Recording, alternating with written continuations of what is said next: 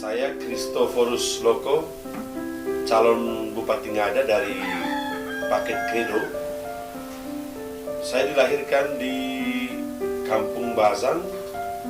Kampung ini, kampung saya terletak cukup jauh dari ibu kota Bajaba, ibu kota Kabupaten Ngada, di bagian barat dari Kecamatan Riung Barat. Saya dilahirkan tanggal 14 Juni tahun 74. Orang tua saya, ayah saya, Bapak Leonardus Leva, mama saya, Mama Keneria. Mereka berdua adalah petani sederhana. Saya adalah putra sulung dari 9 bersaudara. 2 saudari saya meninggal dan kami sampai kini yang hidup masih 7 orang. Meskipun saya lahir di kampung yang sederhana, ketika itu jauh dari akses transportasi, kami mengalami kesulitan transportasi yang luar biasa. Tapi saya bersyukur, berbangga bahwa bapak mama saya dalam kesederhanaannya berupaya untuk menyekolahkan kami sehingga kami bisa menggapai pendidikan yang baik. Puji Tuhan, dari kami 7 bersaudara, kami 5 bersaudara boleh menggapai pendidikan sarjana, dan keduanya satu menjadi ibu rumah tangga dan satunya menjadi petani di kampung bersama orang tua. Saya mengenyam pendidikan sekolah dasar di SDK Terong Kedong, Kecamatan Riung Barat, dari kelas 1 sampai kelas 5 SD. Kemudian saya berpindah dan menyelesaikan pendidikan saya di sekolah dasar Impres Lindi di Desa Mentaba, Kecamatan Riung Barat.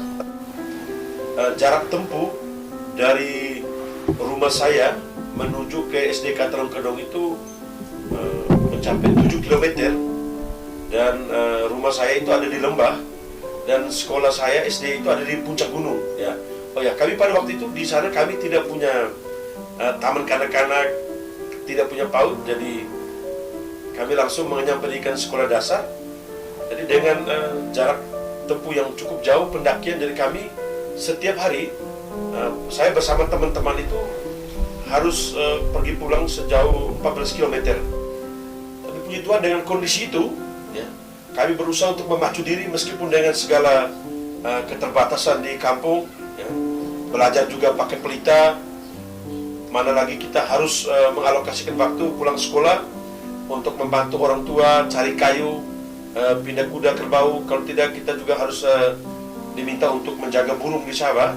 Ketika orang tua tidak berkesempatan untuk menjaga burung di sawah pada menjelang musim panen, kami harus mengatur waktu sekian baik sehingga kami juga di sekolah tetap meraih prestasi meskipun dengan kesulitan, dengan sekian banyak keterbatasan yang saya alami waktu sekolah. Dan puji Tuhan, saya bisa dalam penderitaan dan kesulitan itu saya tetap memiliki daya juang dan semangat belajar yang tinggi, sehingga ketika saya menyelesaikan pendidikan di SD Impres Lindi, setelah saya pindah dari SDK Terong Kedong, saya bisa meraih ranking 1.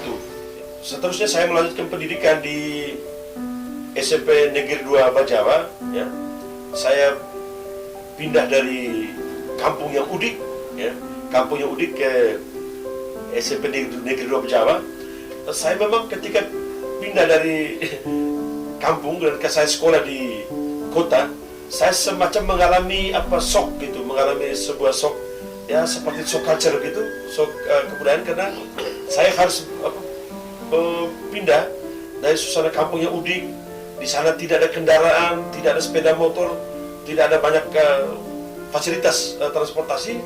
Dan ketika saya sampai di kota Bajaba, ukuran pada waktu itu, karena ini ibu kota kabupaten, ya, saya mengalami semacam perasaan malu, merasa inferior, merasa rendah diri karena saya anak kampung yang kemudian harus sekolah di sebuah sebuah kota yang merupakan ibu kota kabupaten.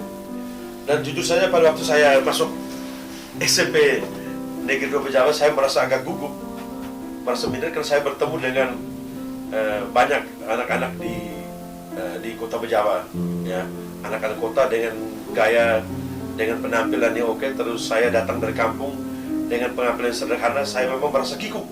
Saya harus berada di antara teman-teman. Pengalaman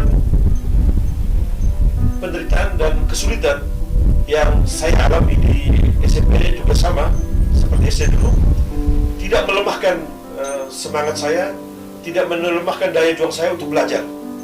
Nah, setiap kali saya belajar, saya selalu ingat akan penderitaan orang tua saya. Nah, ada niat, ada tekad yang kuat dalam diri saya bahwa meskipun saya punya orang tua susah, saya punya orang tua miskin, saya punya orang tua menderita, tapi saya harus berusaha, saya harus berjuang untuk mengubah keadaan ini. Meskipun orang tua saya susah, orang tua saya petani, tapi saya berjuang untuk menggapai hidup yang lebih baik. Juga puji Tuhan, ya, ketika saya menyelesaikan pendidikan di SMP Negeri 2 Bejawa, saya juga meraih peringkat 1 dari perolehan hasil NEM pada waktu itu, ya. Karena waktu itu kita masih menggunakan NEM, nilai hitam murni.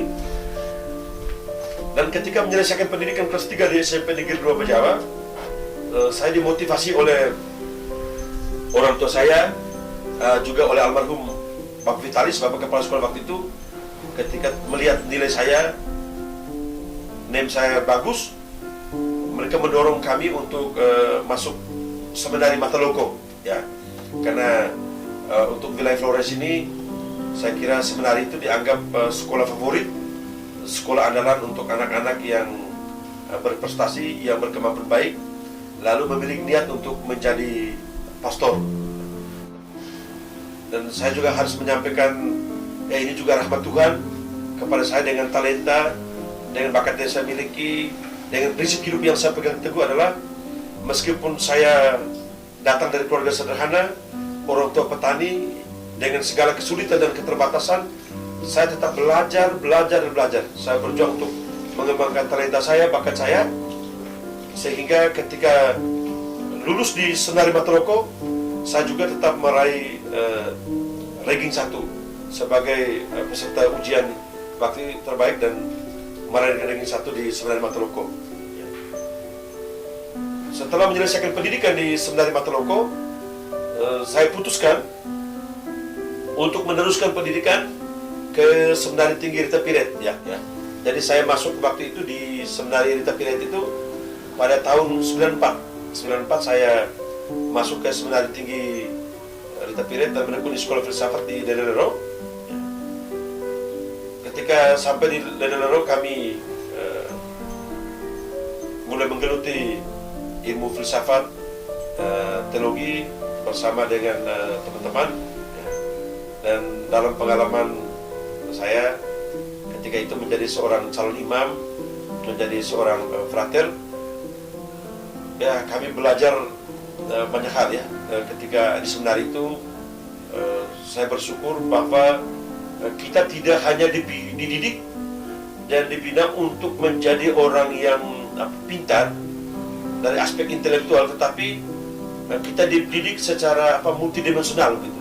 Dari sisi pertama, pengembangan kepribadian kita, personality, hidup disiplin, ya, hidup disiplin. Kemudian kita harus memiliki hidup spiritual yang baik. Kita juga harus menjadi pribadi yang sehat secara fisik. Kemudian kita belajar untuk mengelola kita punya afektivitas, kecerdasan emosional. Kemudian kita juga dengan hidup berasrama, mulai di Seminari Mataloko sampai di Ledelero, kita dibina untuk memiliki kematangan dalam soal kecerdasan interpersonal. Juga selama di Ledelero, saya juga bersyukur oleh karena penilaian para pembina, penilaian dosen pada waktu itu, meskipun saya seorang frater, seorang calon imam, tapi saya selalu diberi kesempatan oleh kampus untuk mewakili kampus mengikuti kegiatan-kegiatan kemahasiswaan pada waktu itu. Saya bersyukur beberapa kali diberi kesempatan oleh rektor atau ketua sekolah tinggi filsafat Katolik Lelero untuk mengikuti kegiatan kemahasiswaan.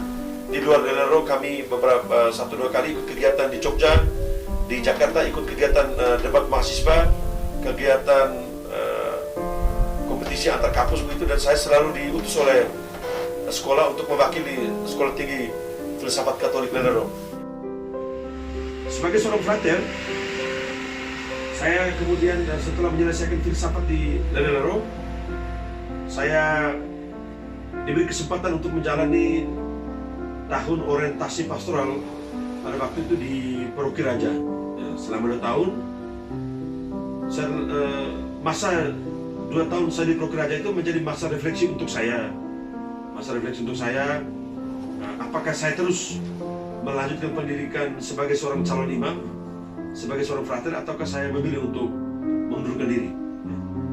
Masa-masa menjalani tahun orientasi pastoral di Paroki Raja selama 2 tahun itu merupakan masa yang sangat menarik, sangat mengesankan bagi saya, di mana saya boleh bergumul dengan diri saya berefleksi tentang seluruh kepribadian saya, apakah saya ini cocok untuk menjadi imam atau tidak. Setelah saya menyelesaikan masa tahun orientasi pastoral tahun 2002, saya kembali ke Lelero untuk sekolah teologi pada waktu itu. Saya lupa menyampaikan bahwa ketika saya menyelesaikan pendidikan di Seminari Tinggi Lelero, pada waktu kami di wisuda tahun 99, ya puji Tuhan, ini merupakan anugerah Tuhan yang selalu saya syukuri, bahwa saya kemudian juga tetap meraih peringkat pertama dari perolehan IPK di Lelero. Saya meraih prestasi cum laude pada waktu itu sebagai mahasiswa terbaik di antara teman-teman seangkatan kami. Saya menikah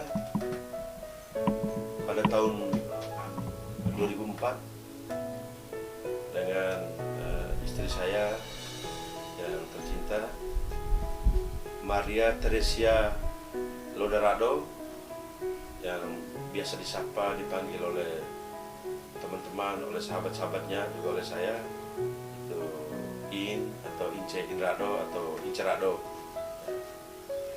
Kami pada tahun 2005 dikaruniai seorang anak perempuan tunggal, namanya Hippolyta Nidia Guevara Bokiloko. Nidia Loko, karena kami sedang menempuh pendidikan sekolah dasar. Nah, setelah kami menikah selama 16 tahun dengan segala suka duka hidup berkeluarga yang kami jalani, dengan jatuh bangun yang kami berdua jalani,